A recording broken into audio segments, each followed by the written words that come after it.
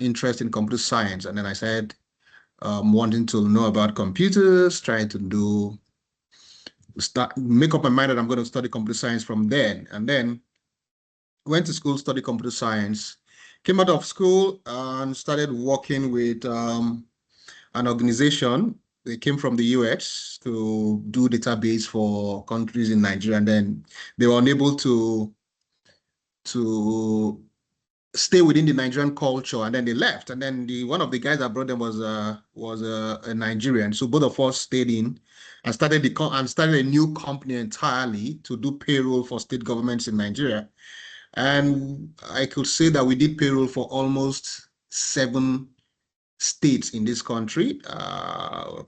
So then, that was when I got to know about how our Nigerian government, for those who are Nigerians, our Nigerian government run our money, how they move around our money. They go and then get some FAC allocations, and then you get to see how they distribute those things. And we're writing codes we're hard coding distribution of money for some state governments and all of that. So that was one of the things where I said my career, trying to build payroll for state government. The company was called GNL System, actually. That was how I started. And then from there, I went to NTS Africa, where we started deploying infrastructures for organizations, and then backup and disaster recovery solution for some organizations. And towards the period where I was doing those deployments of disaster recovery solutions, we were working for a company, for Dell Software Group then. So we're a partner to Dell Software Group in NTS Africa. And then I was doing a backup solution I was presenting about NetVault backup solution, and then NetVault and Convault then. And the guys from like the OEM themselves were part of that conversation, and we're talking to a bank. And the guys were like, who is this guy? When we're done, one of the guys pinged me on Teams then and said, it wasn't Teams then, it was called Skype for business or stuff like that. Yeah, it's called Skype for business. And it was Skype we're using to do that call. And then he texted me on Skype and said, who is this guy that knows our product better than us? And 2 weeks down the line, the guy invited me to Dubai. And the story changed from there. There and then I was hired at Dell Software Group. And that was how I joined Dell. And then I started representing Dell, started deploying the backup and disaster recovery solution. Remember, I was programming like a few years off of my life, right away from school, trying to write some programs to do payroll programs and stuff like that. And that completely pivoted my career path into deployment of infrastructure and deployment of a disaster recovery. Then we're deploying some, I can't remember what that infrastructure was called, but is a backup appliance. Then we deploy the backup appliance and then deploy the software on it. And then we started deploying asset management and case system management solutions from Dell Software Group. And at some point, there was a merger between Dell and EMC, and the company I was working for as Dell Software divested and became Quest. So that was how I became Quest, and I was the only Dell Software Group person in Africa. So then, maybe apart from South Africa. So I was the only person left, and then I started running Dell for the whole of Sub-Saharan Africa, apart from South Africa. So it became Quest, and I started running Quest for the whole of the Sub-Saharan Africa. I had traveled every part of the Sub-Saharan Africa, selling and deploying those softwares, not just selling them. So, and from there, you could see the trajectory a bit. Because I was deploying and I was able to get in front of customers, have a conversation, and I then go back and deploy them. And from there, I started selling those products. So I went away from being the guy who deploys to the guy who sells. So that was how I went from deploying them to selling them, and I started running the business for the whole of Africa, and moved on from running the business for Africa. And they acquired One Identity, and then I started dealing with One Identity. That brought me into security as well. So One Identity is actually an identity and asset management and security solution. So I started selling security, started selling two-factor authentication and all of those things. And while I was doing that, in fact, prior to when I was doing working with NTS Africa, I had actually gotten some Microsoft certifications. And as usual, when we were younger, you need to just get all those Microsoft certifications. You need to just get your hands dirty with a few things, and all of the things you can go with IT, get as many certifications as you can. So all of those SQL Server, Active Directory Management, all of those MCC, I can't remember all of those long, long ago, like 15, 17 years ago, trust me. So moved up from there, from just saying that was how I ran the Quest and One Identity business for 6 years before I joined Microsoft about 4 years ago. So I currently work for Microsoft as a senior specialist for cloud and AI platform. I joined as a specialist for Microsoft, what they call the cloud infrastructure. So I was doing Azure, the business of Azure, cloud infrastructure, and all of that. So I now do the cloud, and I lead the cloud and AI platform for Microsoft for most of their enterprise customers, for Microsoft. So that is where I am, and that's my journey. And today we are in a different space, right? Where we're in a place where the conversation is different. Trust me, I can tell you that for free. With the things AI is doing currently in the world, with the things that is happening with AI and all of that, it's a completely different trajectory, right? So we all know, probably might not have enough time to deep dive and look through everything that's happening in the world, but we're probably going to do an overview of what's happening. And maybe we can share it another time, and then we can go deep and see what actually is in for the future. But where we are at today is an amazing journey, just not for me, for everyone who has been in IT, anyone who's followed IT for the past. I can tell you that I have mentors who's followed IT for the past 40, 30 years. And if they tell their story and their trajectory and how they even at some point were opposing ATM machines and card, let alone where we are at today, that we have Apple Pay and all of those other pays that you don't even need to swipe card. You just need it for your phone and just tap your phone on a device and you made a payment and stuff like that. So the IT trajectory is changing and a whole lot of things are changing, and you will see, you know, if you're in this space, you will see over time that is going to completely revolutionized with time, because what is happening, we're just scratching the face with what is happening with AI and all of that. So that's a brief introduction of who I am and what I do. All right, thank you, sir. Thank you. That's a very, very interesting journey that you share with us. Okay, so we already know the house rules. So before we hand over to our speaker to continue with what we have today, if you have any questions, you just have to wait to the end of the section so you can ask a question, or you can ask them in the chat. So our speaker, I can read it out to our speaker, then he will show the questions. So Sorry, okay, you guys have your house rule, but probably my rule will be different. Okay, I like an interactive conversation. So I don't like to wait for the end of my conversation for you to ask me questions. Ask me questions, you can pivot our conversation and we'll take it up that way. I love to have an interactive environment. I'm not good at monologues, right? So I'll probably be asking questions. I'd like people to talk to me. I like to stop me. I like people to query whatever I'm saying. And we get to that. So I don't like to stick to house rules where they are doing presentations. Even if I'm on stage making presentation, I like to throw questions at people and let people have a conversation. So it's going to be all conversational. Like I said, we're talking about AI. We're scratching the surface. We can learn from anybody and learn from everybody. So it's all going to be conversational. Happy to have people have a conversation while we are at this. Happy to have people stop me. Happy to have people talk. Happy to have people contribute to what I'm saying as well. And then we can have a good time. So that is how I think it should work for me. Let's bend the rule then. Let's bend the rule, Sonny. I'm bending the rule. Probably you know me that I like to bend rules, right? All right. So guys, please, right? This is a different person. This is all good, man. Let's bend the rules. If that's the rule, house rules, yeah, let's bend the rules. Let's get to see what I've got, and then let's have a conversation, and then we'll learn from each other. And we also, trust me, you will benefit or learn a little more from what we're doing today, okay? So permit me to share my screen, and at the point where I share my screen, I might need to put off my camera just because I'm sharing my screen. I don't want to have so much drags.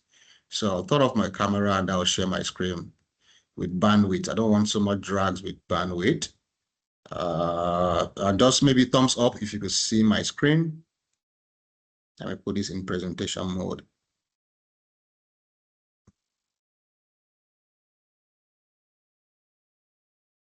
So is my screen visible? Yes, it is. Yes, sir. Thank you very much. All right, so yes, so we say unlocking the topic I was told that I will need to discuss today is unlocking the opportunities in generative AI. I think there's a part of it that says LLMs, and I kind of leave LLMs because LLMs is still part of Gen AI. So everything that is here is still the same thing we'll be talking about, right? LLM is specifically to the language models and how large they can be or how small they can be. So I kind of just, from my own perspective, LLM is part of the Gen AI. So everything is under the same thing. So we can have a conversation around all of it and have a good understanding of what the story around every single one of them is. So exploring innovative potentials in artificial intelligence, that's what I think is more important for us. What are the opportunities we see? What are the potentials we see? What do we see? Do I actually do I see this? Do you see it? What's the opportunity you yourself see? How do we benefit from what AI is today in the world, right? And that's what we're going to be discussing today. By the way, how much time do I have? Very important. Or is it an open-ended time? We just keep going. No, you have 1 hour. So practically you have like 40 minutes, but we can add an additional 10 minutes on top because some people joined late. Okay. Okay, so we'll have just an hour. So at top of the hour, say 5 o'clock, I should stop. Okay, fantastic. That's good enough. That's enough time to talk. And that's enough time to learn something new. All right, so just for introduction, right? We all know what generative AI is. It's the system that creates new content, including text, images, code, transformation, creative processes, and all of that, right? We know what AI is all about. It's all about we bringing in new images, changing our way we work, using codes, text, and even the way we program and all of that. There are people that are specialized in building those language models today, right? We know that's all AI is all about. Things that just change the way we talk, the way we think, the way we makes work a lot more efficient and all of that. So what has it done within the industry? Where do we see AI having effect today? Well, right. So we can see that it has revolutionized industry, boosting efficiency, creativity, enabling personalized user experience and all of that. And if you look at it, you will see completely that the industries have changed, right? Today, we can barely, if you watch a video, you will probably be saying, is this real or is this AI? Those are questions that come. We have all of those questions. You need to know what is real and what is not real. You need to, deep fakes are becoming so everywhere. Security is becoming so important. So a whole lot of things are not just the way they used to be. So a lot of industry has been revolutionized. A lot of industry has been changed. A lot of things has happened. Creativity is changed. The way we create things, the way we code is, the way we program is changed. Like when I was telling you, I started as a programmer. I was writing codes I was writing, Python was there then, but I was writing core Java code, JavaScripts and all of that. People don't write those things now. You do Python, you do Django, you do all of those new things, front end and back end things now. But then we're doing core databases, core Oracle. You write on black screen to write Oracle scripts, right? And then SQL Server came in with all of the codes that you need to do. So we see that those processes have changed. So AI has impacted a whole lot of industries, from your agricultural industry, from your healthcare industry, to your financial industry, to the creativity industry, and all of those things. With the advent and the arrival of AI, we can see people become a lot more creative, those that make comedies and all of that. And it's benefited a whole lot of organizations. Or things are now completely automated. You can quickly scale things. You can improve customer engagement and improve strategy, pull out understanding and stuff. And I'm not going to lie to you, because AI is everywhere. There is barely every kind of work that we do that does not include AI now. People, you will see as we proceed how people are using AI and how AI is changing things for organization and industry, and it's become mandatory to some organizations that you probably will use AI. And I'll show you. Let's even look at it, because while I was doing this, I ran into a very detailed research by KPMG telling us what organizations are doing, right? And from them, they are seeing that organizations are investing, and they would like to invest a lot more in AI within the next 12 months, within the next 2 months. And because of what is happening, there is a whole lot of deep investment that people are putting in, right? And if you think about it again, there is also some media skepticism. People are saying, oh, this AI is coming to take up our jobs. AI is coming to take up what we're doing. Businesses, leaders are, some people are publishing negative things about AI, how to halt it. But the truth remains that nobody's saying AI is not come to stay. AI is come to stay. So because it's come to stay, leaders are very confident in strategic and operational values, and they intend to make sizable investment to scale across their companies. It's not just scaling small, it's to scale across the companies, so, right? So, and they know that half of the companies have moved past the initial phase today of experimental. 2 years ago, we're experimenting Copilot. We're doing, try to get to use it. We're experimenting 2-3 years ago, we're experimenting ChatGPT. Before then, it has to be Google or Wiki for you to do your research, right? But half of the company has gone past that. They're now focused on implementing in a company-wide environment, right? Only if you expect to see measurable ROI in months. But if you're an organization that is investing, you need to see your return as well. Okay? So the ability for you as an individual to quantify the value at stake is rapidly becoming the strategic point to help set up the pace for change and innovation that is in Gen AI. So what are these opportunities? Your ability to come out and say, oh, this is what is at stake. This is how this will shape and transform and direct the investment parts, and will get better ROI. These are the opportunities that organizations worldwide are looking for today. People who can come in and tell me that this is actually the right direction to play. But however, leaders have invested. So 95, 91%. These numbers are very, very important for me. That was actually why I pulled this. This is a KPMG. This part is actually KPMG. So it's not my data. This is KPMG data. And they did this.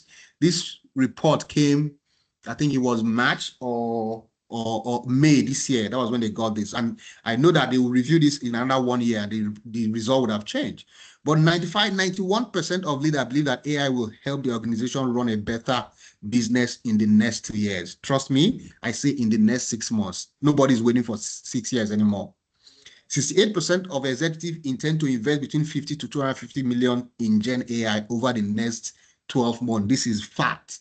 And this 68% will probably increase to about 90% at the moment. So here lies in the opportunity. Let me pull up. I don't see the screen, just in case anybody has do I need lesser or pen? Anyone? You could see my screen, right? Sonny, I need you to be unmuted so you can be talking to me. I like to hear people talk to me. I don't like monologues. Yeah, I can still see your Yes, screen. we can see it. Okay, and then you can see yes, we can see your screen. Okay, fine. Please admit people. I can see people are trying to join in. Okay, so this is where an opportunity lies for us. Like, what are these opportunities? And then we'll unpack all of these opportunities and what things needs to do. If 68 executives can invest $50,000 to $250,000 in Gen AI within the next 5 years, how much of that is going to come to me? How much of that, how do I position myself to be able to acquire a little bit of this? And this is organization. And I trust you, this minimum any one of them could think about spending is $50,000 is even small. We're talking about millions of dollars. This number is definitely changed. I can tell you from experience, from the work that we do today, I know how much enterprise organizations are looking to invest in AI. $50,000 or 50 million to 250 million, which is reasonable. Yes, comes to it, right? 50% of companies are scaling Gen AI, but have not yet established an ROI path. 31% of them expect to do so within these 6 months. So what are the opportunities you see right here? So this was actually what prompted me to say, okay, here is another opportunity. So if we have about 50% of organizations worldwide, and this research was done with over 7,000 organizations from KPMG worldwide, okay, and they have almost 14 million people answer this request. So if you're looking to have an opportunity, so this is not just we can zero it to our country, but I'm talking worldwide here. So if you have an opportunity that there is people looking to scale AI and people don't even know how the return on investment is going to come, there is an opportunity. There lies an opportunity. There lies what we need to do. If executives have an opportunity to invest between $50 to $250 million in AI within the next 12 months, there lies an opportunity. What are you doing? What are you going to do? What are the top 5 skills you're looking for? Where do you need to position yourself? What do you need to do? What are you seeing? So there is that opportunity. So we need to look at that. And then you can see that company envision the next phase of their AI. They're looking at what do they want? A strategic planning. 19% of these companies are looking at within their journey strategic plan. 25 looking to scale the technology. 25% looking at R&D or experimentation, and then 31% looking to establish an ROI, looking to return on the investment. Because if I invest $50,000, how is it going to? What am I going to get out of it? What do I need to get out of it? What are the things that I need to get out of it? So this is where organizations are looking, and this is where the opportunities lie. So let's take a look at a strategy guide to this Gen AI adoption and all of that. What do I need to do to be strategically ready for it? First things first, I need to have a vision and objective. What are the objectives? So somebody like me, like Sonny or Ben or anybody like me that comes in and say, what do I need to do? What do I need to do to harness the AI and the availability of AI, right? Align my business goals and objectives. So the first thing I need to do is to know what exactly are the vision of this organization. What do you want to do? How do you want to bring AI into what you're doing?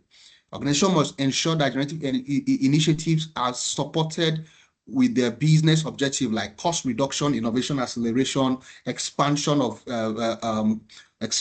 your workforce, efficiency of your workforce, and all of that. So what is your business objective? You need to come with an idea to be able to outline the business objective of organization. So if you outline the business organization, for instance, if you're a financial organization, what do I need to do? How do I need to service my customers? If I am a government, how do I need to manage maybe public relations for my country? If I am an educational institution, how do I need to measure what my students are doing?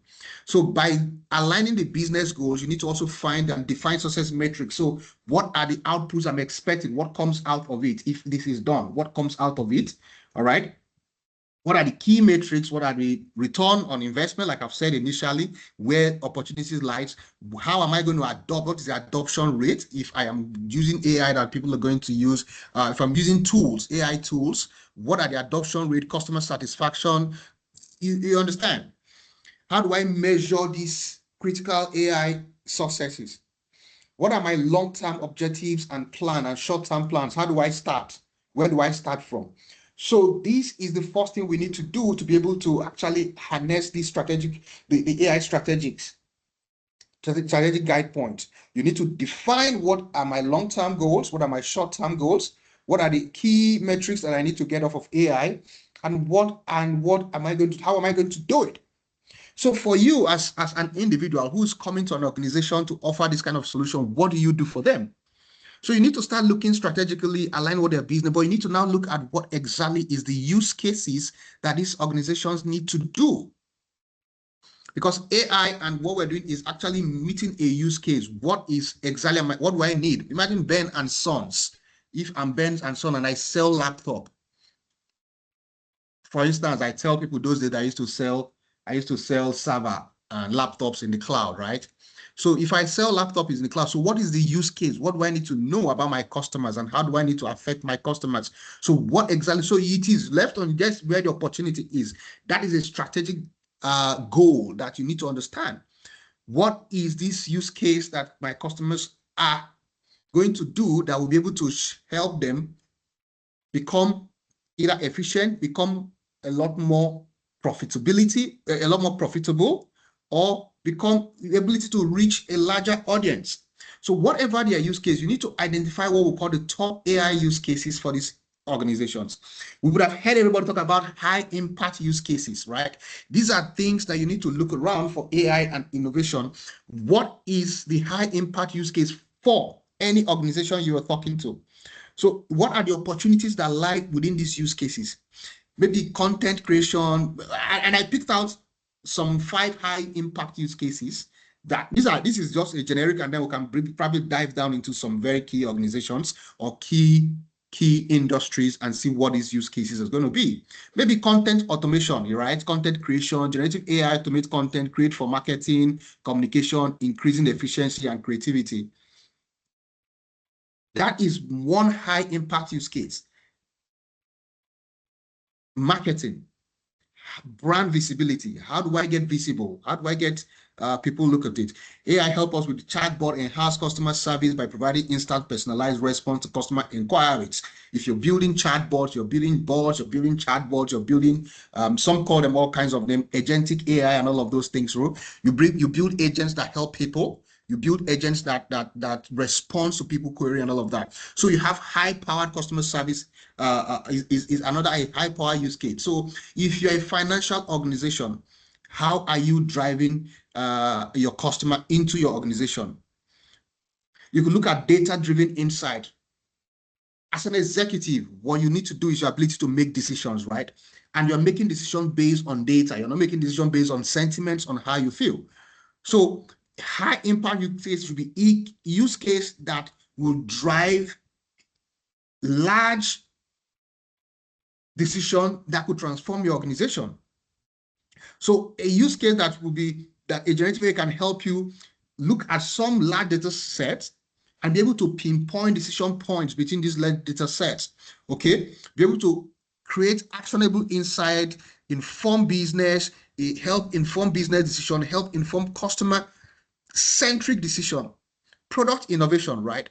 So you're looking at how you are able to take a product to market, your time to value, your time to market, your time to actually bring this product to life for organization. So these are use cases that that we're looking at today that you will look at and say these are high impact use cases. So top high impact use cases, there are a whole lot of use cases. So if you're talking to an organization, if you're sitting with an organization and you're trying to understand what is happening within the AI field, what are their strategy, and you're helping them to draw a strategic guide to them to leverage AI, you need to look at what use cases are you going to look at. So you probably draw high impact use cases, and depending on the organization you're talking to, depending on what the organization is doing, depending on things that you're seeing with the organization, you need to pinpoint what their use case is and bring their use case into being. And trust me, you all know that with all the AI tools we have today, these are easy things. You can do some things and pull up and pull up these kind of use cases immediately. So we'll look at 3 organizations, for instance, and then we'll look at what are the values and what are this potential that we see with this organization as use cases that you bring to them. Look at the healthcare industry as our first example, right? So you can have an agentic AI pharmacare and healthcare industry. I know offshore of today, in fact, this was one of the reasons I picked out this as number 1, because there lies a bigger opportunity. I know people, if a few of us are very familiar with local formats, you can hear somebody talk about our doc. This is a real-time chatbot, an agent that can be your health companion. So in healthcare today, people are actually doing real-time agents that becomes health company. I have a company called Aisha. They're building some, if anybody have heard about them, they're building some agentic AIs that can help you not go to a doctor, share your symptom, and the chatbot or the agent will be able to tell you what you could do. And within those agentic environments, you'll be able to also leverage an assistant of a doctor. You can tell to talk to a doctor, and you're chatting with a doctor, a real doctor. So there are top use cases within the pharma industry, right? We could look at them like AI-driven diagnosis. We know about Watson from IBM, right? What IBM does is with Watson and the way they are looking at Watson will also help you with diagnosis. We know that with the advent of AI, there are also some new tech tools now that you can use, and you can dictate cancer 5 years or 6 years down the line, and they can text abroad. So they are AI-driven diagnosis. These are some kind of use cases. These are the opportunities that are you able to build these kind of use cases? We know there are people that are deeply building these tools, and they have made them available. You can talk about personalized treatment plan, right? For instance, the iShare that I talked about, where I know people that are using it in country today for people in Nigeria. You have personalized treatment plan where you can speak to an agent and you'll be able to study your lifestyle, and it become a lifestyle companion off of your hands. Maybe you're wearing a wearable or off of your device that will personalize your lifestyle, tell you when you're over consuming some kind of food, tell you when you're consuming some kind of medications, tell you when next you need to restock your medications. It helps you personalize your lifestyle, treatment plans, and all of those things. So you can look at other use cases like drug discovery and clinical trial optimization. This happened at the point of, I think it was COVID, where we see what was that? The vaccine rolled up faster because some technology was used to optimize the trials. Supply chain and automation, real-time patient monitoring, AI-powered administrative efficiency, and ethical AI and compliance. So these are some kind of use cases that you see farmers, that you see healthcare industry want to bring to bear. So these are some kind of things you see within AI that are opportunities that lie for us that we need to unlock. How do we unlock this opportunity? How do we need to get to provide these use cases for these people and ensure that the healthcare industry is outside of book an appointment with a doctor, find time to book an appointment, and then find time for your appointment and go. There are countries today that you can't walk into a hospital and have an appointment. You need to book an appointment. You need to find time to book an appointment. So if you book an appointment, if you don't have the appointment, you won't get in there. But with all of these things, healthcare is become a lot more modernized. And you could see that because there is an arrival of AI, you probably might be able to get the diagnosis, get your drug, get everything done without even leaving your home, and it's making life a lot more efficient. So these are opportunities that we see that we can unlock within AI. So if you look at the game, let's think about finance. These are major AI use cases. So for the financial institution, for those of us who, and finance is always everywhere now, like I said, we don't need to, I know at the time where I have people who are also looking at who wrote articles that you can find on the internet today that AI, ATM cards will not work in countries like Nigeria and all of that because of how archaic we were then. But now we're even talking about how payments are done without any card or anything. So if you look at the financial institution, what are the use cases within the financial institutions? Number one, fraud detection, right? So these are like the high impact use cases that you probably will see. These are opportunities where you will see to speak to the financial institution. You could look at fraud detection. You could look at marketing and lead generation. You could look at on credit underwriting. You could look at data privacy, financial forecasting, credit analysis, risk management, and fraud detection. Okay. Oh, I've talked about fraud as number one, and maybe risk management. So in the financial industry today, I have seen people coming up with real life experience, trying to understand how the financial institutions work, how personalized assistant managers, AI agents who will look at my trend of transaction, who will look at my trend of activity, who will look at my trend of interaction with outside world or with other network, and then they will tell me how to invest. They will tell me how to generate leads for the banks, and they'll tell me how to either manage my expense. In fact, I have an account that look at my transaction over time and tell me I'm overspending in this place. I can manage my expense in this. This is personalized AI use cases that someone has built into those kind of apps that helps people manage their finances. They become a direct financial manager for you. They will tell you all of your trend, and I have an experience right now where I have a card that I used to shop somewhere outside of Nigeria, and after a while they told me that, oh, they are noticing some anomalies and my card has been disabled and the credit is not letting come into my account. But it's something I have purchased off of a site, and for some reason I didn't pay for it.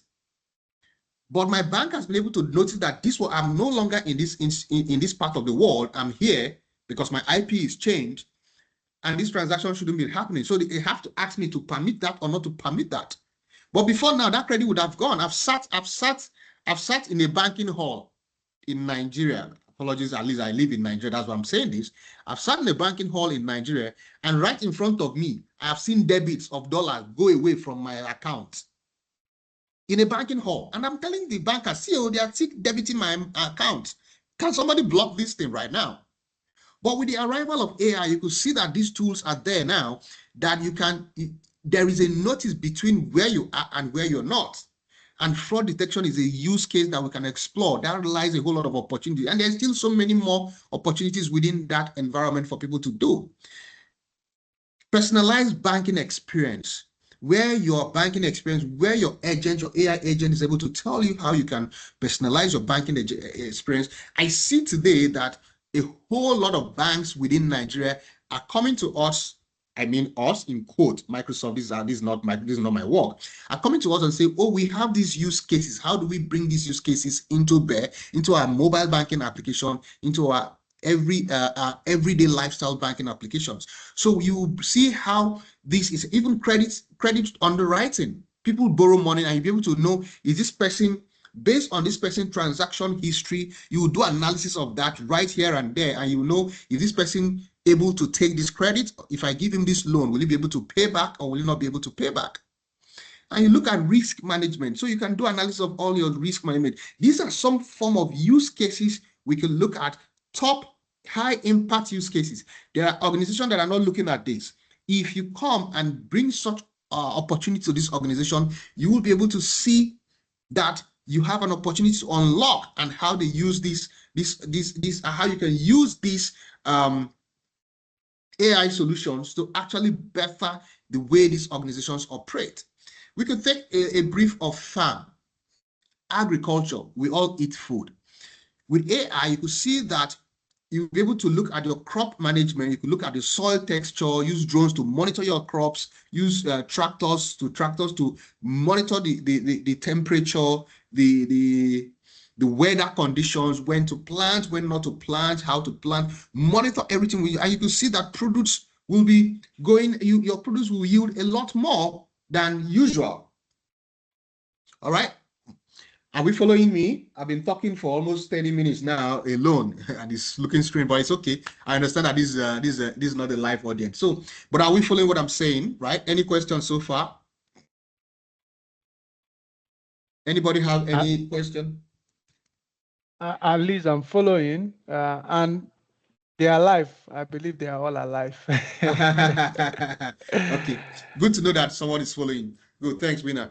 So guys, it's revolutionizing the way we walk, the way we interact, the way we every single one of our activities is happening, the way we live. And there is a whole lot of opportunities. Like I said, we're just scratching the face of this. There's a whole lot of opportunities that are in there for people. There's a whole lot of opportunities that are in there for us to unlock. There's a whole lot more that we can do. How much are we using? For instance, AI will help us. Maybe if you have a square, 100 square meters, you'll be able to manage that 100 square meter to produce enough products that you'll be able to ship out. So this is where we see, these are the strategic guidelines to AI. So you need to, first things first, you need to understand what your objectives are, right? You understand the company's objective, look at the use cases that they need to do, bring out high impact use cases for the organizations. And then the next you probably might be looking at is their infrastructure readiness. All of these tools are running off of an infrastructure environment. So you look at their infrastructure readiness. And in infrastructure readiness, I've tried to put everything that AI infrastructure works around in this single slide so that we don't have so many things. So in infrastructure, I'll look at your databases. We'll talk about your data and data security. We'll look at your actual platform and the hardware that runs this. We'll look at how you integrate to other systems seamlessly. And then we'll look at your technology capability and assessment that you need to do to be able to operate operate a scalable infrastructure for AI. So from all that we talk about, right, data is key. Data is very critical to all of these things. Your data quality, this is where your data quality, your data analysis, your data, your data warehousing come into place. For instance, if you talk about like Microsoft, I try not to bring in anything Microsoft into this place. Look at Microsoft Fabric, for instance, a data analysis platform where you can plug in all your data and you'll be able to, from Power BI to all the analysis you can get off of your data. You need to ensure high quality data and robust security around those data for generative AI deployment. So you need to be sure of the data that you are bringing in. Okay, so three things, like I've said, three things you need to do. The first thing will be the opportunity we need to unlock. The first thing will be the strategy, the organization vision, what they want to achieve, and then you map out all of those with their ROI. Then you look at the next thing will be what are the use cases you can do. You pull out actual use cases, and then you look at the infrastructure that you need to plug these AI use cases into. So if you look at the infrastructure, you can look at the scalable cloud platform. You leverage cloud platform that will enable efficient handling of your AI workloads. You talk about GPUs, your infrastructure that needs to run on AI. How are you, which platform are you using? And nobody's going to buy server now. You're probably leveraging some Microsoft SKUs or some AWS SKUs or some infrastructure that you need to put AI on. All right. So this is where some time cost is, because running AI and running all of those models are a little bit expensive. I think I have some estimates of an organization trying to run an AI use case, looking at the architecture that was pulled out. The cost of running those use cases within 1 year for an agentic AI use case for business analysts, an agentic business analysts becomes so expensive. And the company was like, oh, how about this? But if you look at the return on investment over a time, maybe from 3 years, you will see that it's worth it. And then you look at integrating an enterprise system. For instance, those systems, they are legacy systems today. And within the data, for instance, I will use the Microsoft Fabric solution, for instance. So within that Microsoft Fabric solution, you could see that you could leverage what we call something that is mirroring. So you'll be able to integrate seamlessly to existing enterprise systems. And maybe afterwards, now you'll be able to either look at whether you need to modernize what you're doing. You now gradually move away from your legacy system into a modern system where you can now seamlessly run your full-scale enterprise AI solutions. So after you've talked about your infrastructure and infrastructure is ready, you need to actually look at the people. So these are the opportunities that we see in there. You look at the people, the talent, your upskilled employee, you look at your ethical AI practices, and then the internal champions that will promote AI. Whether you like it or not, within the organizations today, to be able to deploy AI in any organization, you must need somebody like is the AI hero or the champion of that organization who pulls other people into what you're doing. So you need to upskill employees, you need to invest in employee training on AI tools and prompting engineering and boost organization AI. You can look at the ethical practice of AI, and irrespective of what we talk about, you could see that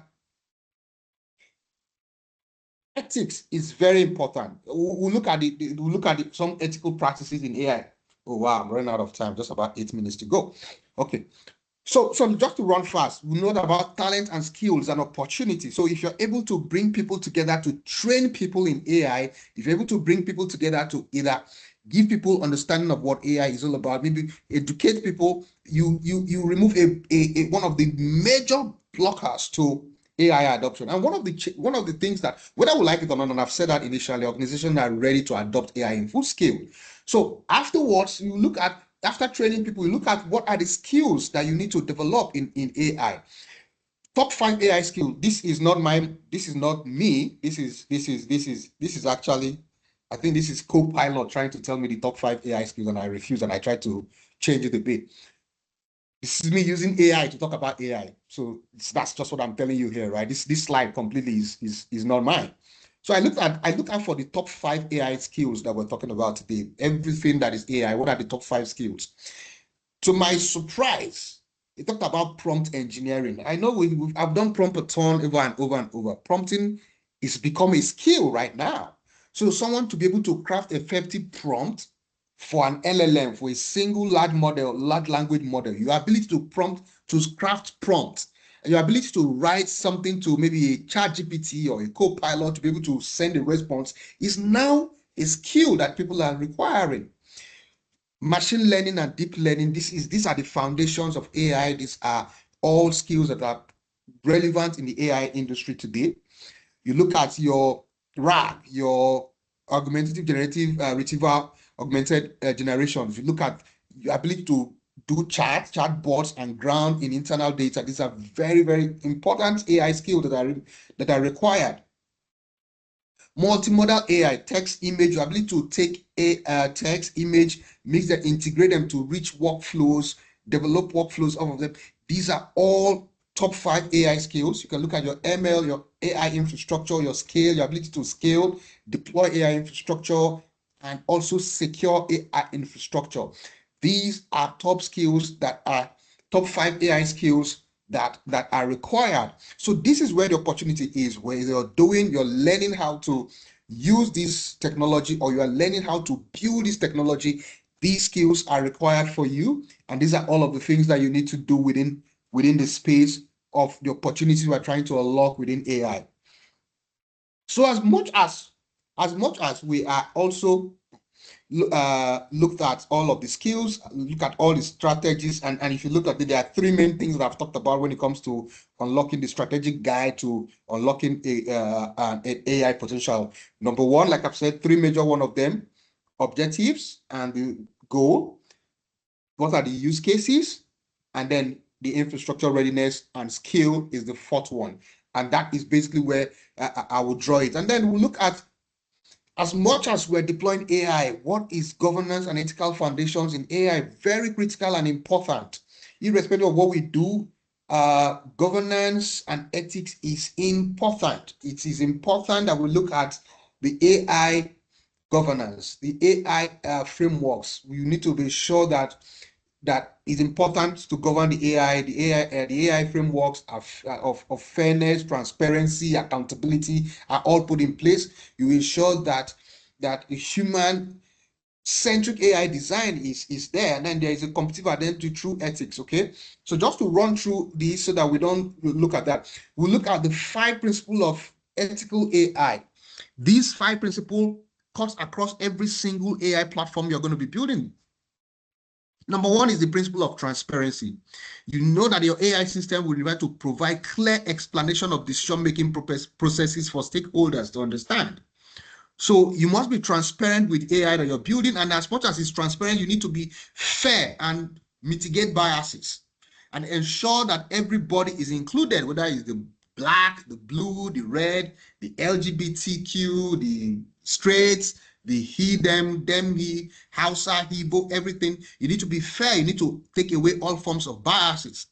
And as much as you're taking away all forms of, a human being must be held accountable for an outcome of, responsible for an outcome of an AI, either error or remediation, or anything that happened, somebody must be held accountable for it. So these are the 5 critical principles. These principles are very crucial for anything you're doing. And then privacy and protection. No matter the data you use, your large language models, all of those things, no matter the data you use, they must be protected by law. And you must make sure that you adhere to these principles. You adhere to all of the principles that are required for you to adopt AI per country, per region, per environment. It's important to adhere to these key AI principles. And then there are risks and challenges that come with all of this. You know, whether we look at on sometimes algorithms are biased. I've seen situations whereby I've seen AI going away from what it's asked to do. I've seen bots and robots doing what they are not meant to do. And there is also data privacy leak. Sometimes we know that people are also involved with all of this, but because people are involved, you might have access to some, because you're actually building a model and trying to test and training a model, you are able to have access to data that you're not meant to have access to. That is another challenge. Data privacy is a challenge, but your ability to hold people accountable is important. Okay, so major risks and challenges we see is misuse of AI technology, and we've seen that. We've seen where AI technology is being misused. You're seeing where people are being spying people's privacy because of that. We could see data privacy challenges. We've seen algorithm bias and risks where AI is not, you are not able to do something because you're from some part of the world. But these are the challenges we've seen, and these challenges are being looked into. And you could talk about regulatory and internal challenges. So these are the few risks of that we see within AI and the challenges that are within AI. So in all of this, knowing all of this, what are the best practices for responsible AI? So if you have the opportunity for unlocking all of the opportunities in AI, what are the best practices that we need to adopt? Number one is ethical AI frameworks. You must ensure that you have all the ethical AI frameworks, governance and oversight, bias audit and explainability, data privacy, and human oversight. So once you build in this, you have the best practice. So no matter what you do with the organization, no matter what you do as an individual, no matter what you program or do, ensure that you have these best practice. Once you put this best practice into play, you will be coming out with a transparent and bias-free AI framework that people can adopt and go. So just to shut it up, I know I have extra 10 minutes, so to wrap it up in the next 10 minutes, how do we get started? Where do we start? How do we start with AI? All of this that we've done, how do we start? Where is our starting point? But sometimes we'll say, oh, start small, do pilot, measure your outcome, scale successful pilot, put an iterative learning approach into what you've done. Expand proven generative AI. So this is where we start. You start small. But like I said, organizations have gone past starting, right? We have gone past the phase of starting. And then you can do, once you have done starting, let me come here so that I look at all of this. Let's look at these phases of capturing value within AI and how you start. You start with the initial phase of enabling, right? So that is where you put AI, try telling people about AI. You can define the high value use cases, the models, deploy the operating models, integrate AI into your guardrails, and then invest in AI literacy. So that's knowledge, enabling people. And then you move into this phase of embedding, where you embed AI into your work. Okay, so where you embed AI into all of the work that you do. For enterprise, you align the strategy into your normal, your KR and AI. You define values and investment. You redesign your operation models, and then you reshape the workforce. So you build AI into that, and then some functions are embedded. For instance, let me take an organization like a bank in Nigeria, for instance. This buy Copilot. So Copilot start helping them with become a lot efficient with their work. When you finish, you embed AI into your work. So if you have a meeting, for instance, you turn on transcription. At the end of the meeting, there is a meeting note that is given to you. Maybe you can get that with ChatGPT or Fireside and all of that. So you pull in all of those things, and you are able to give your meeting note, take actions, give actionable things that you need to do. But at some point, you now have to evolve. You now have to build AI into your products.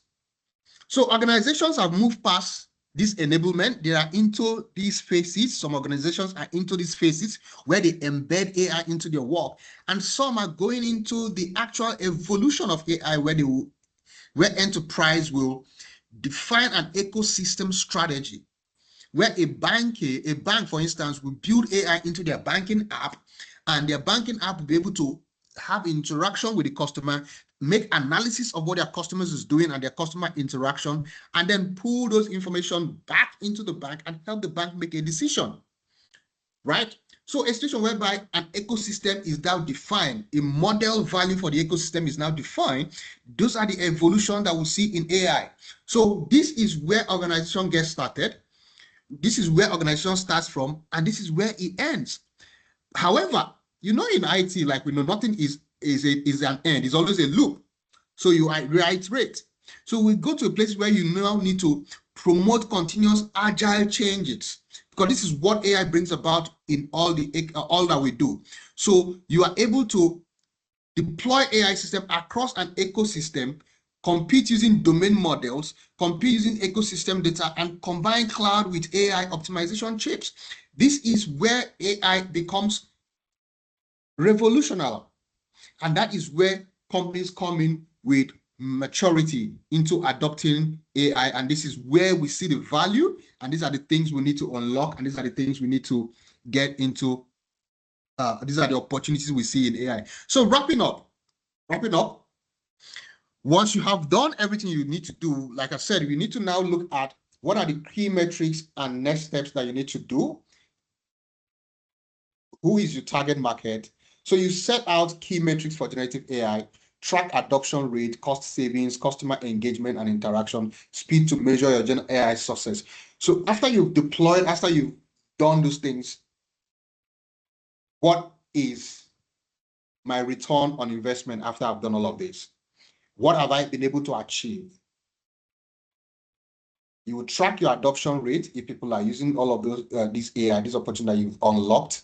You track the adoption rate, look if you've been able to either save cost or if you're able to either make any good, clear change from all you've done. And then set close actual roadmaps and milestone. Coming back here again, what are the within an organization, where are we at? Set out roadmaps, set out what you need to achieve within some time, and then take out your actionable next steps to initiate some generative AI use cases. So for every single one who is here today, who's listening today, these are practical places where I see you can unlock some opportunities in AI.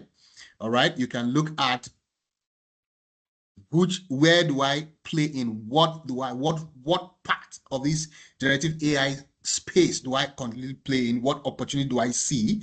And for me, I see opportunity a lot within the scaling, within the infrastructure part, within AI infrastructure, and within people developing these use cases. So these are opportunities I see, and these are places where I think we should be able to adopt and effect changes as much as possible within organization. So thank you for having me today, and hopefully I've been able to let you learn some new things. I try as much as I can to keep this within the time, and I'll be happy to take questions from now. Thank you. Oh, I stopped sharing. There are questions. Oh, 3 hands are up already. Sure, I'll go back to sharing my screen. Yeah, so please go ahead. Number one, who is the moderator? Please help me check the guys that hands are up and let's have some conversation. No. So, yeah, thank you so much, very much, Ben. We really appreciate your time. The experience is evident, right? We can see it, and well, for me, I want to just reiterate on some of the points that you made. This session is very, very much key. I understand. I know that the interns currently are working towards their group presentation, and part of that, for that presentation, the ask is for them to present their use case as an enterprise, right? How do you use your research, whatever work you are doing, to solve an enterprise problem? And hearing you speak on the impact of AI, and how and where we can embed AI, and where impacts and success can be seen from leveraging AI in the enterprise space. For me, I believe this is quite a key information for them to leverage. So please, this is the opportunity. You have someone that have decades of enterprise experience. I think it's okay if I also share it. Ben also is going to be one of the judges to judge your presentation. So for people that joined, this is like an expo to you, an opportunity for you to have those direct questions from an enterprise perspective in terms of use cases, implementation, road mapping, value realization, optimization from an enterprise space. Because at the end of the day, this program is to equip you not just from a technical side, also from a business side, so that you think while you're thinking as a scientist, you're also thinking as a business person, you're also thinking as an entrepreneur, because at the end of the day, whatever solution you are building, whatever model you are deploying, is either from a business perspective, either is it solving a problem for the enterprise, that is reducing costs, driving value, that is either helping them make money or saving costs or improving productivity, right? So leverage this as an opportunity to get more insight into how to structure your program. Feel free to ask questions, and he has shared quite a lot. So I expect you all to, have one or two questions to ask him. So you take all this knowledge back to preparing your presentation. Thank you so much, Mr. Ben. We appreciate this time and the effort you've put into having this session with us. So I will leave it to Sonny to moderate for people that have questions. Welcome, winner. Always a pleasure. So let's go with the questions. Yes.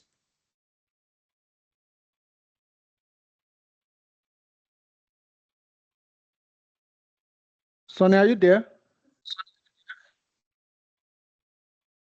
Okay, I think maybe he's having problem. I can, do that. I see the first person that raised his hand is Franklin. So Franklin, please go ahead. Okay, thank you very much, Sabina. And thank you very much, Sir Ben, for the presentation. I really learned a lot. I want to get more clarity or understanding when you mentioned that AI systems should be trained in such a way that bias is eliminated. So I wanted to ask if you can shed more light on it, on how these models are trained or evaluated in such a way that they have no bias, like what structure is being put in place to do that. Okay. I think we'll talk about responsibility, the key principles of ethical AI. Yes. So, from day one, when we started computing, we used to say garbage in, garbage out. It's whatever you give into the computer that it produces out to you, right? So there is no the computer doesn't change things for you.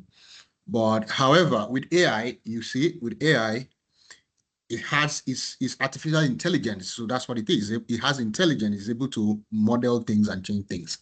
So to eliminate biases, it's not even eliminate biases, reduce biases is what we're trying to do in AI.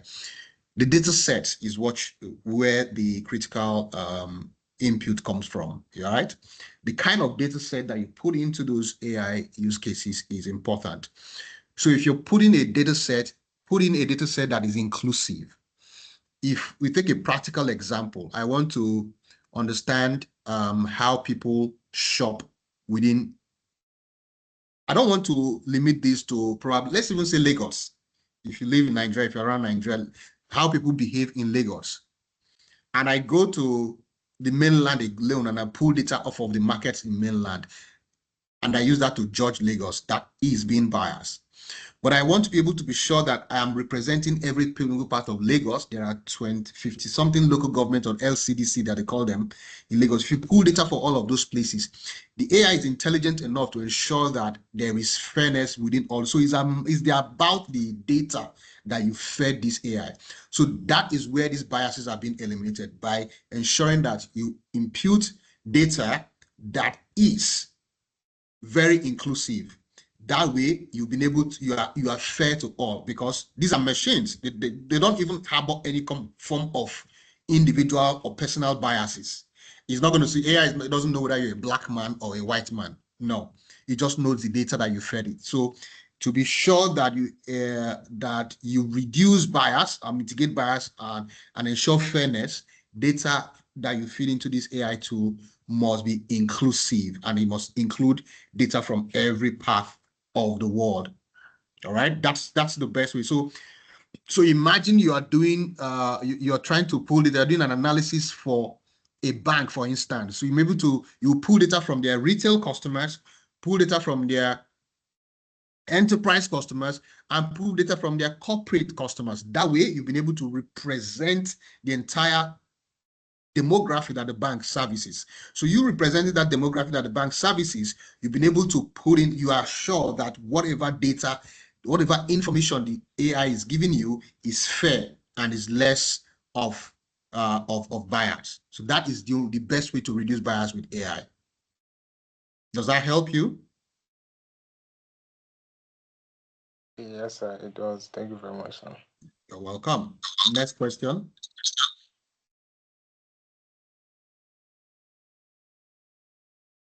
Yeah, so the next person is Henry. Henry, go ahead with your question.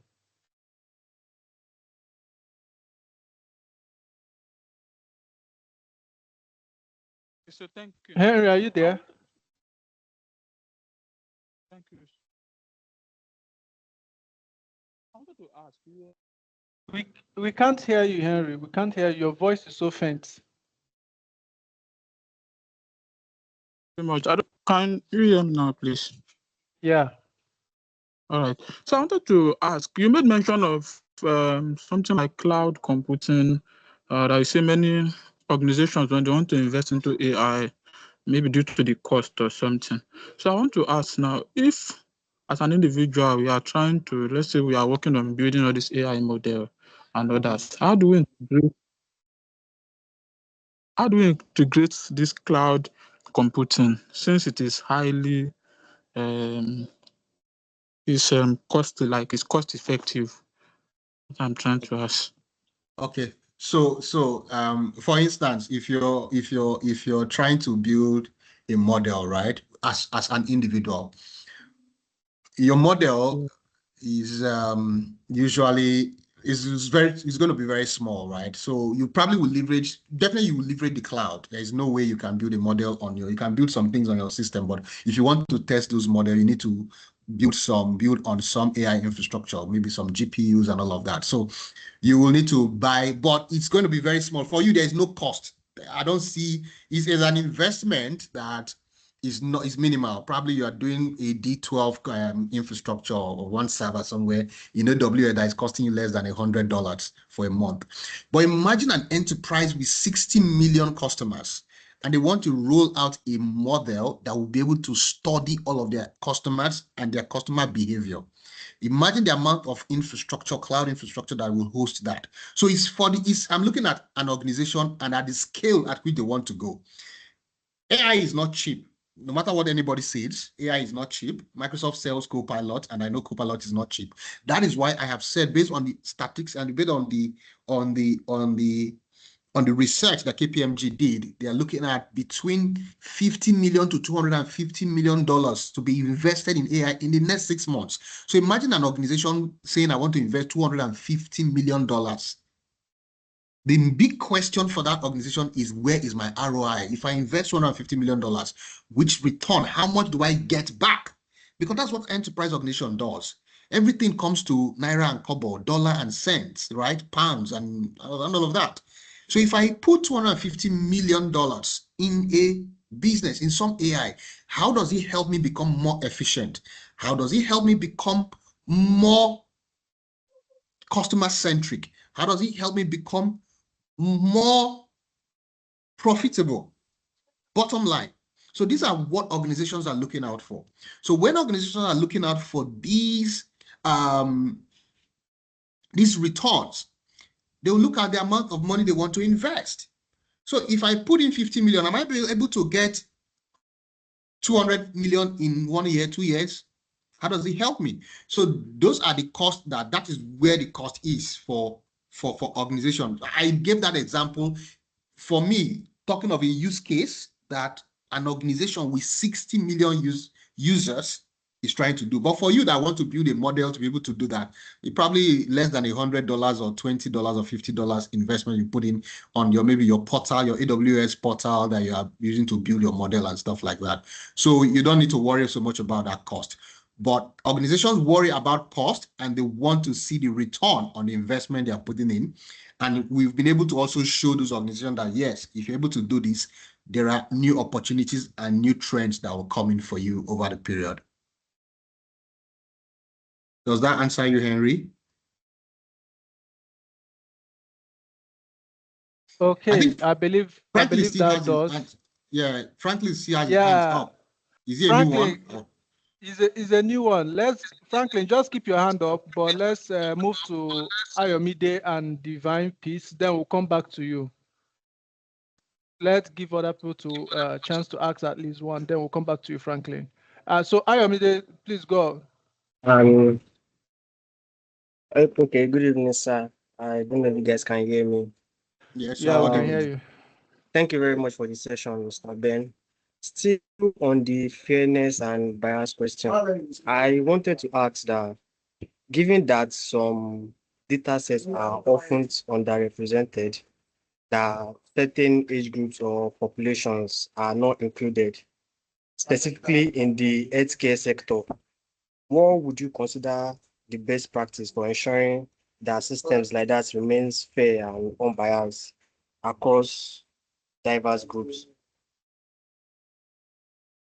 Okay, so still, irrespective of the group, irrespective of where the people are, it still boils down to data set. So you cannot, if you try to manipulate that data, even you as an individual, you're feeding the AI with wrong information. So if those data sets are not available, availability of data set is important. So AI, whether we like it or not, AI trends on data. What we'll now do, or what you will now do, is you look at what data you have. What, first things first, maybe let's have an interaction, Yomide, please. I like us to have an interaction on this. So let me and you have this conversation. Let's have the conversation. Let's take a very good example. Give me an example of what you're looking at, and let's see how this works out. So you're looking at healthcare. What kind of data is not available on healthcare? So it's not that the data are not available, but they are often underrepresented because for something that has to do with patients, there are different age groups, populations, and like you mentioned, mostly I don't think we have enough data in Nigeria or in Africa. So mostly the Europeans, abroad overseas, their data are everywhere. They document their stocks a lot. So most of these data sets is representing them and not representing us. Okay, I get what you're saying. So let's tailor it. Let's tailor it to Nigeria, where we know that in country, or within the African race, our data have very misrepresentation. So where you get a misrepresentation of data, trust me, my brother, we're not going to, is what you feed in those AI that they will produce. What with a data set, that's what we do. So the first thing we do when in fact, I didn't put that here. Maybe when we talk about LLM, if I ever have an opportunity, when I focus on LLM, that's where we'll look at that. If we look at data, the first thing when it comes to AI is actually your data set. So we do data scrubbing, data cleansing, and data analysis before you feed them to your AI. So those are data modeling. We model this data. So when we see that this data is underrepresented or underrepresented, what we'll do is we start with scrubbing those data. We now start doing data analysis. Is this real or this not real? So there's a place where we need to either ensure that those data are clean before we feed them to this machine for training. And you don't feed an AI, you don't make decision based on a single set of training. You would train, retrain, and retrain models. So as you train them with proper data, you will see that these models improve and this model gets better at what they do. So yes, you have to actually do those data training, data cleansing, and ensure that your data is good. If they are misrepresented, what can one do is what you've got. You need to find a way to get the accurate data and feed this AI or feed this machine or feed these databases with accurate data, and then you can see good result come up from what you have given to the AI or what you actually require to be able to build a model. All right, thank you very much, sir. I think Divine. All right. Yeah, Divine. Okay. Good evening, sir. Good evening, everyone. I hope you can hear me.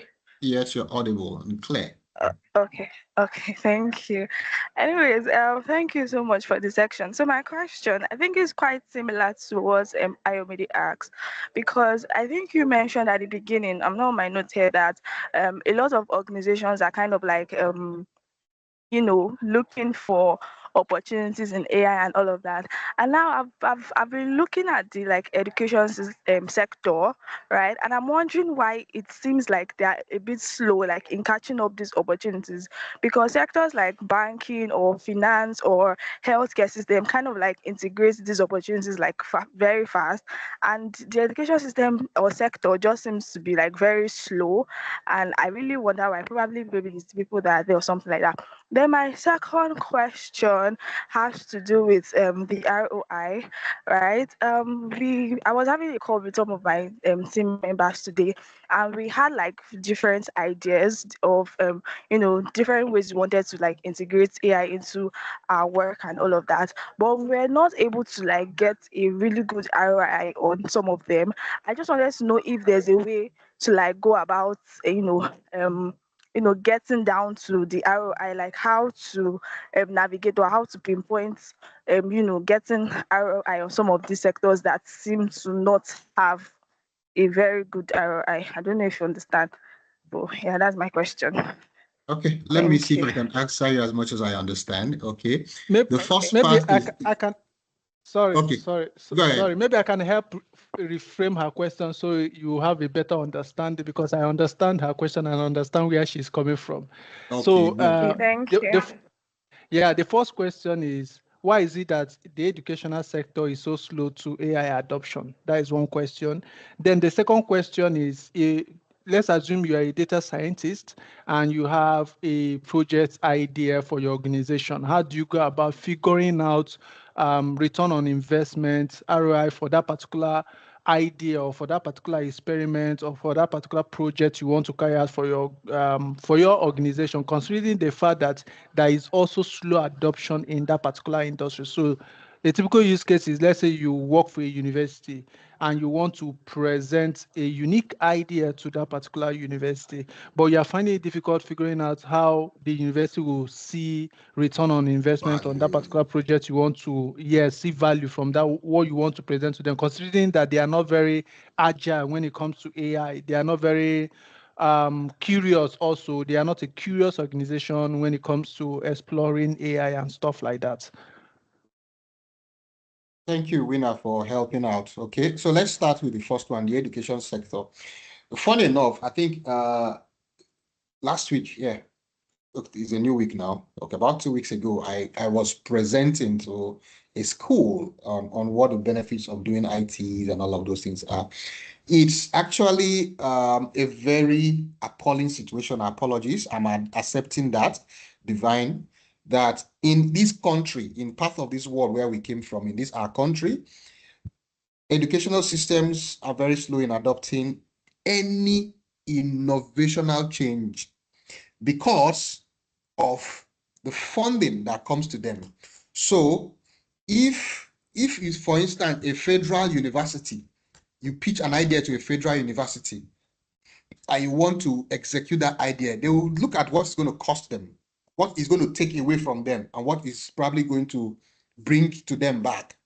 So government needs to approve it. There's a whole lot of bureaucracy in approving change in our government institutions. So that is one of the reasons why some of these schools are slow in adopting AI and adopting technology. Not just AI, technology in everything. But if you go to private universities and private schools, these guys are adopting it because parents are paying for it. So it all boils down to Naira and Kobo. I'm staying because we're saying Nigeria there.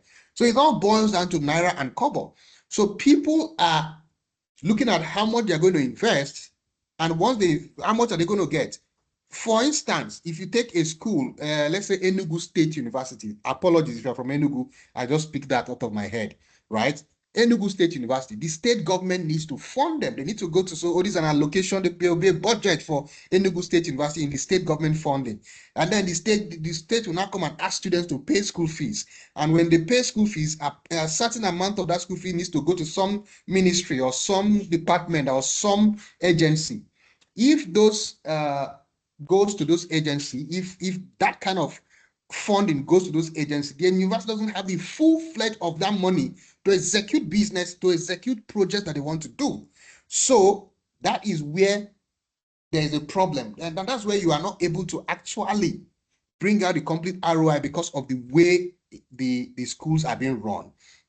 And that's why, but the private schools, somebody who knows that, oh, if you go to Babcock University, for instance, they've adopted I have one of my friends doing a PhD there, send me his thesis, and I was wondering, he said, yes, you're a lawyer. What is all of this you're doing with your thesis? It's all AI, IT. And he sent it to me because say, oh, I know this is your field. What do you do for me here?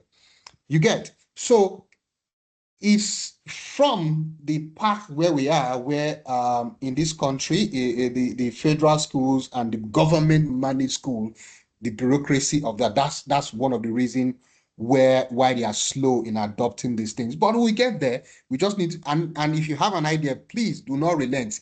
Keep pushing, keep putting it on their table, keep looking at how you will get it. And then another thing is, if you have an idea and it's institution, it's school related, how do you put out the return on your idea? You have an idea that is going to, it still boils down to who funds this university. So whosoever is funding them, how do they see this fund? How do they get these funds?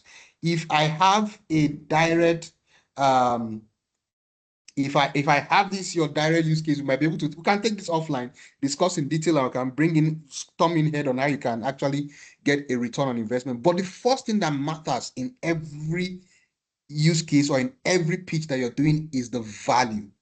Is there a value that the university or the school will get from what you're pitching? If there is a value, itemize and articulate that value. That value, does it eliminate maybe the way somebody is doing work? Maybe if it is something to do with result, the speed at which result comes out, will this help improve I'm just using that as an example as well.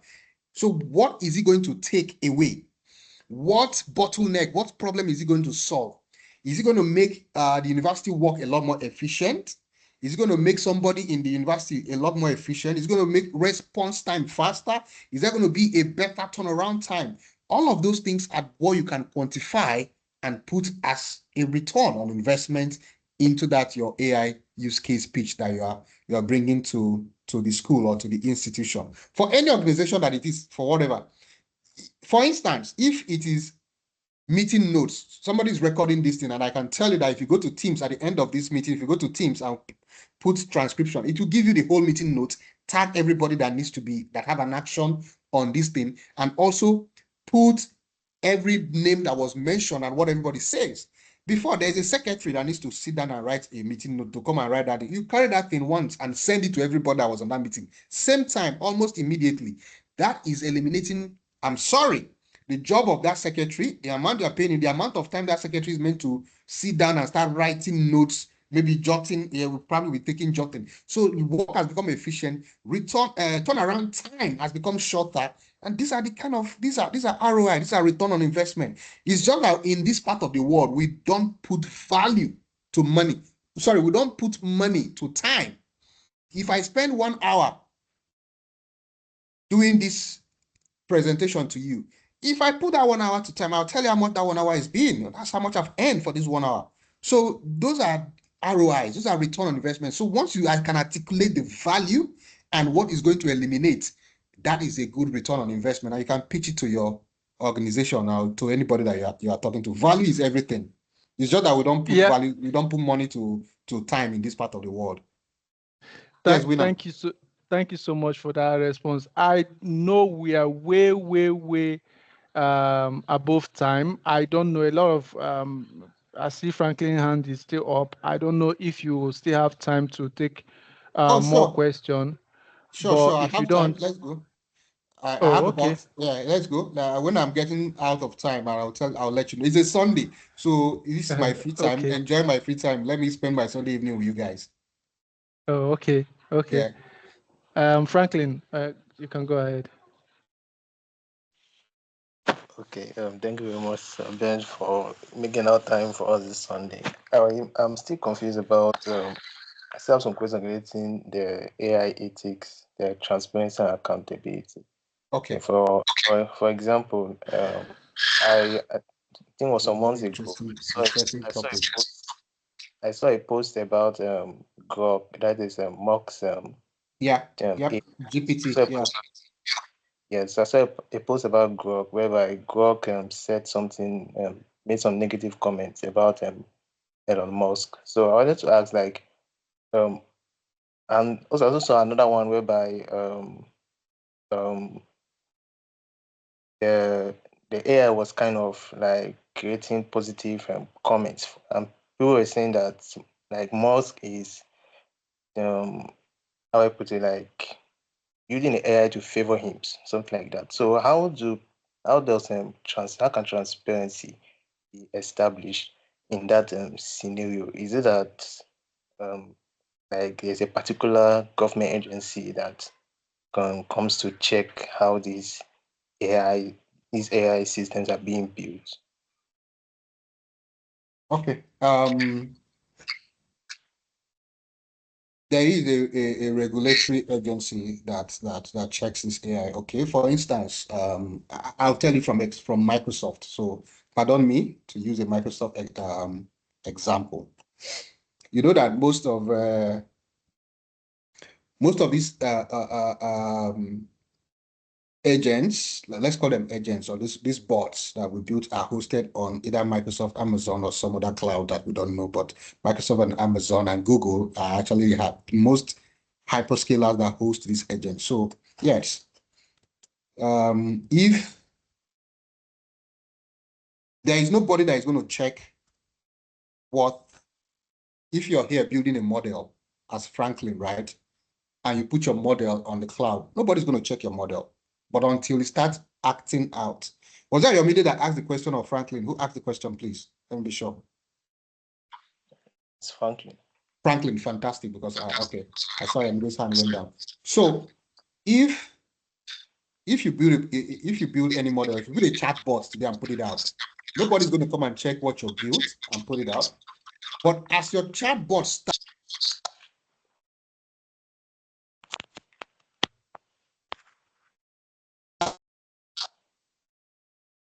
sorry, I went on mute. Somebody muted me, just FYI. So as your chatbot went out performing its functions, people will start querying what is happening with them. People will start querying what is it. So people start reporting it. So that your AI is transparent. What we mean in that transparency is that it should do what is right. It should not be biased. That's transparent. Accountability is that when that AI does what is wrong or what is not meant to do, somebody is held responsible.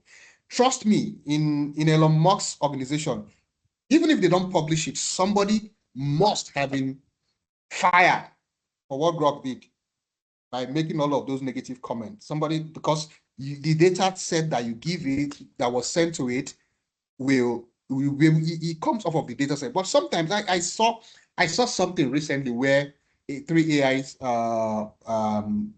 tools were communicating, and they went away from just normal language to encrypted languages, just to secure the environment they are interacting with. So the principle of accountability still remains that a human being must be held responsible for a bias of an AI or for an inappropriate action of an AI. That is the principle. If there is nobody that is going to, it's just because we're in this part of the world, people get arrested for some things. People either, if you're a business, most times this happens to bigger organizations and businesses. If you are a business, if people boycott your business for some form of interaction or some kind of things that you do, your AI, maybe your chatbot is doing. If people boycott your business for that, that is already an effect. That is you being held responsible. You've seen people make comments and somebody say, oh, for this reason, nobody's going to Zenith Bank or Access Bank or UBA for a period of time. Just because there was a tweet or a customer made. So those are the same way you are held accountable. It's not like any police is going to come and monitor you or hold you accountable. No, but if you put something out on the public and is doing what is not meant to do, people will flag that. And when people flag that, you will be held accountable either by people boycotting what you're doing or people holding you responsible for it in one way. And in some cases, there might even be some arrest and some, because there are policies around it globally. Yes. So you will be held accountable for it. There might be some query that you might need to answer to the government. Some of those things are the likes of our EFCC and ICPC. Those are the kind of things they do. Okay. Yeah, Yamide, your hand is back again. You're still on these principles of AI ethics. Is my slide still up? Yeah. So I think it's here. Yes, sir. Sorry. Yeah. So I wanted to ask one final thing. Based on your vast knowledge and experience so far, what do you think is the biggest ethical mistake people make when integrating AI into reward systems, and how can early practitioners like us avoid falling into that trap? Data privacy. Data privacy, and that's a lot I have seen within this part of the world. And data privacy leads to fraud. And I'm speaking from enterprise financial customers. Because people are building AI and they are building, you say, oh, you need to put all the data, you need to put all this, you need to put all that. People now have access to some data they are not meant to have access to. And because they see those things, they use it to commit fraud, and some banks have lost money. That's the biggest I've seen. So to avoid that, we need to now start learning how to encrypt data that we're even feeding machine learning models. So data encryption comes into place. People are now a lot more cut short of the data that is being fed to some machine language models. And when now they bring in APIs that stand between like a middleware where you can call an API to fetch those data and all of that. So a lot is evolving in that space, and that's what I have seen in this part of in Nigeria specifically. Okay, thank you, sir. Thank you. Seems no other questions. I hope it's been a enlightening period. I hope we've got to learn something new. I hope we've got to we have time to actually interact, and hopefully we'll see again. I know Winner has told people I'm probably going to be on another panel with you people, and then hope to meet once again. So thank you guys for your time this evening.